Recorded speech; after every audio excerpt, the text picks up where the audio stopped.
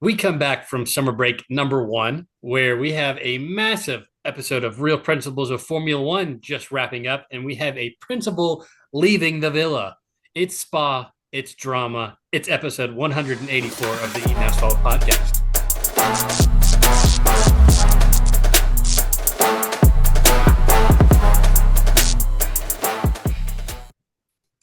All right. So, you know, summer break, nothing crazy happens, right? Never. Just on to racing. On to racing. Nothing to see here. Um, except this guy. Look at that Look who it handsome is. man. Look at our boy. That Welcome. looks like Master Splinter turned into a human form.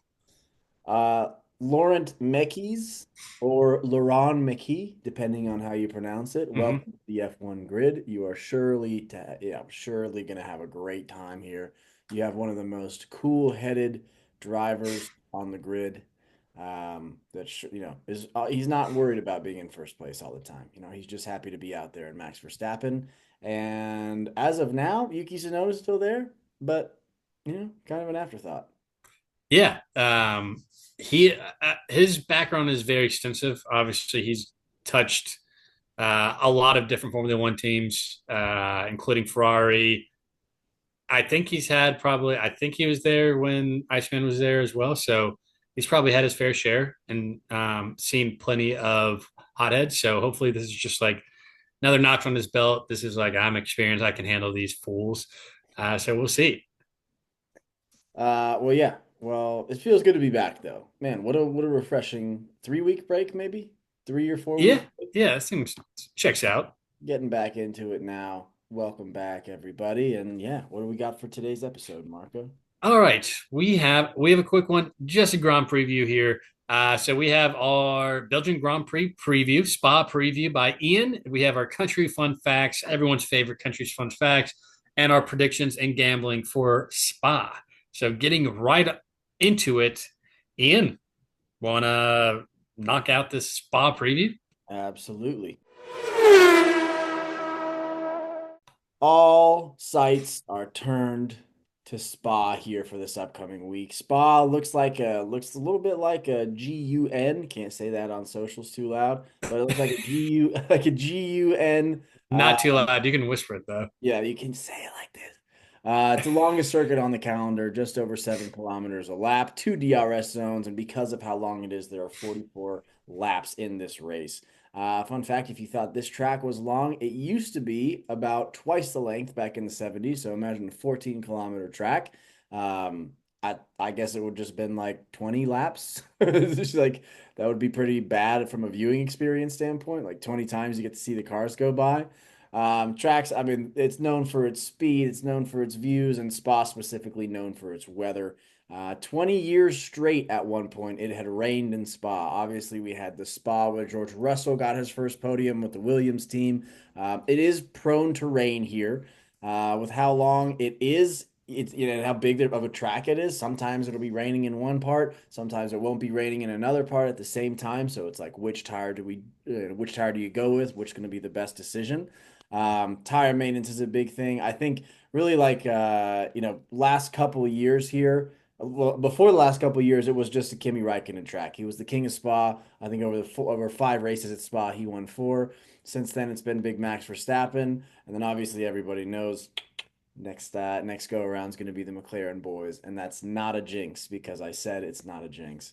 Weather in Spa. We have, we're not gonna have too much of a. Actually, what am I saying? We're gonna have some rain. Rain, Well, yeah, rain. 70s, low 70s, high 60s, with plenty of rain. So it's gonna be a bit of a wet one. Shocker. Actually, looking at the weather for Spa, all like the little like clip emoji things, and man, it rains. It only rains in Belgium, so Yeah, horrible place to live. yeah. A few things I found interesting coming into this race. Lewis being making top four his entire career at Spa. Don't hold your breath on that one. I feel like that's going to be a another. I think he had in the British Grand Prix where he was again, like top five, top six, or something like pretty well in his entire career, or like a podium, something crazy. And this is going to be another probably like unfortunate disaster here where he's going to start breaking records in the bad fashion for Lewis Hamilton streaks. And then the Pirelli tire update, which seemed to be something very exciting and something that they should do. Basically, going into this weekend, their compounds are going to be a C1, a C3, and a C4. So typically, every other race has been like back to back to back order.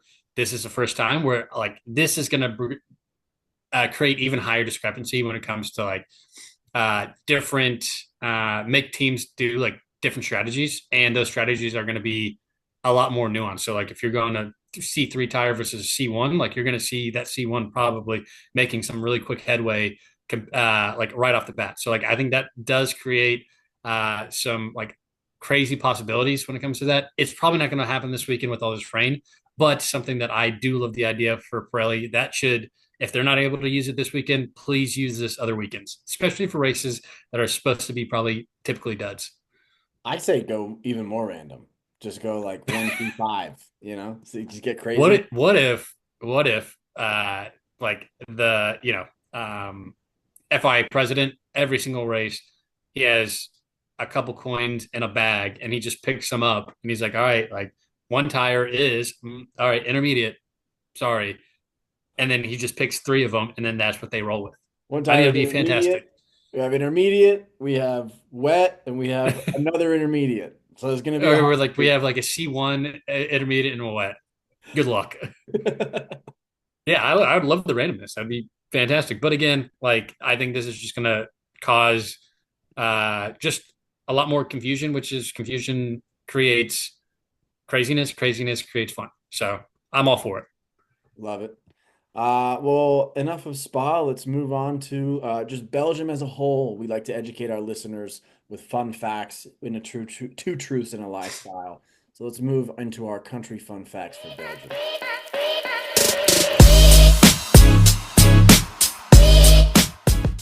All right, Marco, I'm going to go first if that's all right. Sure, sure, sure, Oh, sure. sure. So, two truths and a lie. We're educating our listeners about Belgium.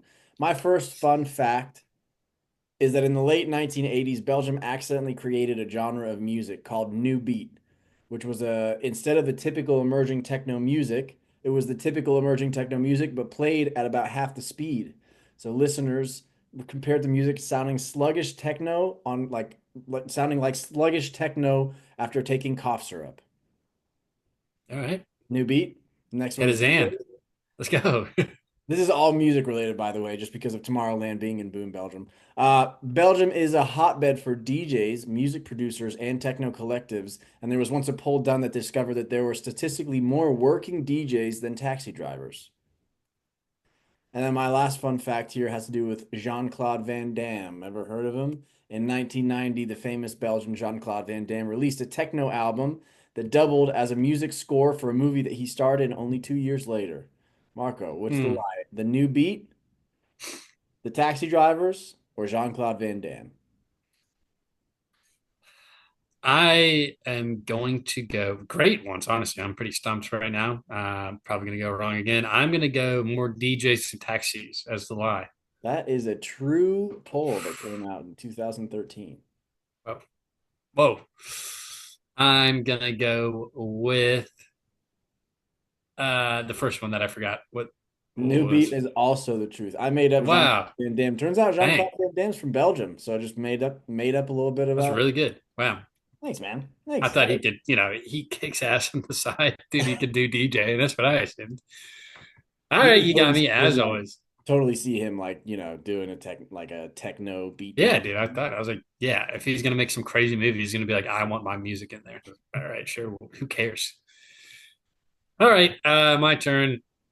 Screwed. I'm already feeling bad going into this. Gosh, it didn't get enough rest. All right, here I'm going to go with short rides. Belgium's Law of Courts of Brussels is the largest courthouse in the world by surface area. Its dome taller than that of St. Peter's Basilica in Rome, and due to the sloping street, visitors may take an elevator for just a few feet to go down between street levels, making it the world's shortest elevator ride. So just an elevator that takes you down like 2 feet. Okay. Um, Border confusion. The village of Barkel is a geographical puzzle divided between Belgium and the Netherlands into dozens of enclaves and even sub enclaves. There are places where neighbors can have front doors in different countries, and some shops straddle the border, changing nationality depending on which side you're standing. And last one is La Chasse de Gros a Minute, or the Midnight Waffle Hunt, every year on the night of July 21st. So 2 days ago, Belgians partake in a quirky tradition known as the Midnight Waffle Hunt. Starting precisely at midnight, families and friends secretly hide specifically made miniature waffles around their towns and villages, inside flower pots, under park benches, atop historical statues, etc. Participants then go out on a communal late night hunt to find as many golden waffles as possible using only candlelight or flashlights. The one who finds the golden waffle, a waffle gilded with edible golden leaf, wins the honorary title of the Waffle Master, as if celebrated with a festive parade the following day. Okay. Short rides, border confusion, la chasse de gros a minute. I I'm gonna say the Midnight Waffle Hunt is the lie. God damn, dude, this fucking You sucks, you man. went too deep. There were too many details. The Midnight Dude, I went way too deep. I said I'm gonna confuse him with the amount of stuff I say. You did, but like the Golden Waffle and the Waffle Master for the year. I mean, that was the more you went on, I was less and less believing it. So yeah. God, dude, I thought I was gonna just be like, dude, there's no way he's gonna think I made this up. That's why I picked it because I was like, there's no way, but big brain. Uh, Oh man, great. let's get to our wrap up for the show and do our predictions and gambling.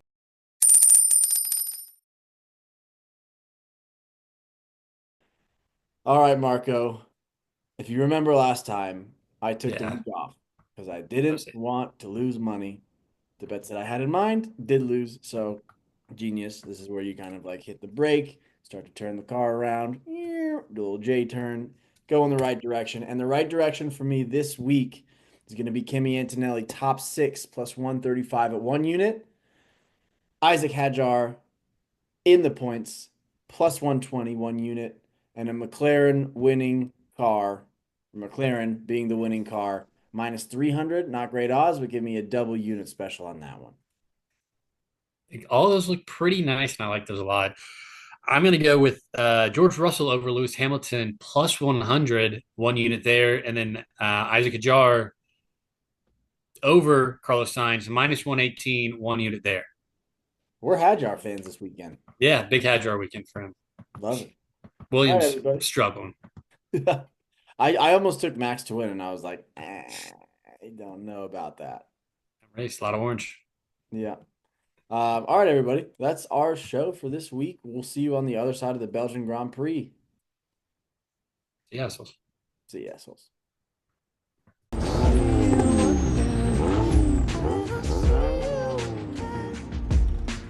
Hey, thought you could leave without saying goodbye.